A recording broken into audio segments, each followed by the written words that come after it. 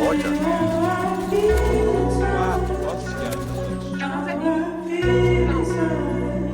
اوکی اما خدشایی بگین آقا بگید فرست من ترس برسم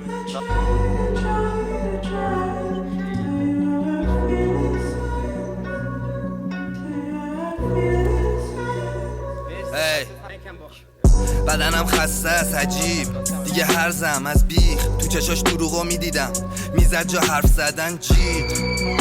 اصلا امیدم بمون یه درصدم نی جلومون بومبسته تموم تشو بستن راهم زیاده خطرناک باریکه قلبم خاموش شده هوا تاریکه من که نداشتم اصلا باد کاری که انقدر دوست داشتم کردم پابلیکش هنو قفلم تو ساعت غرق بوی تنت منو رامم کرد آخه همو دوست داشتیم خب یادم هست شاید بهتره ازم که جا من هستش من اینجا کشیدی زامنمو تو دشمنم بودی یا عاشقم گفتم کم نمیشه هیچ وقت فاصلمون خواستی عوض چی کلهم واسه من حالم خوب نی اصلا انگار کورن همه گفتم نقطه ضعفم نباش من همه رو من تنهایی سه صبح تو اتاقم تو بدن تو پتو رو بدنش نمیخوام برسم آخر سخته نگرانم نی باورش تلخ زندگی نامرد بد که جمعم کنه دیگه تا آخر هفته کنارم باشه تو مشکل بند یه حرفامو گوش کنه خوشگل بخنده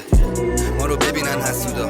هرچی فوشه بدن من یه کثافتم با حماقت که زد به زندگیش باز کثافت یه روز با تمام وجود عاشقت بود الان رد داده کلهم بگاره فکر کنم آخرامه بده نجاتم من گم شدم نمیاد صدامم شدم تنها نمیاد به چشم کسی بیا سری دختر بده نجاتم یه روز خاکم میکنن سجاد نی دیگه تو درداش میمیره دیگه نیستم بیام دستاتو بگیرم دستام تو خاکن دستات چی میشه زندگی ما انگار خمپاره زد شاید ببینمت توی دنیای بعدی هنو عکسامون تو کشام مرتب ولی تو همه رو مچاله کردی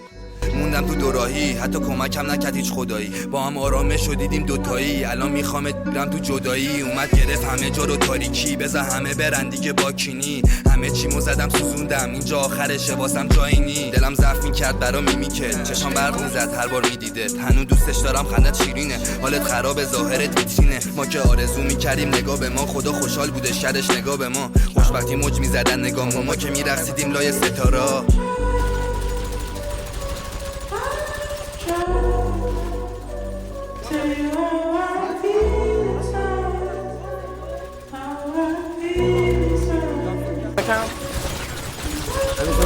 دیگه نرو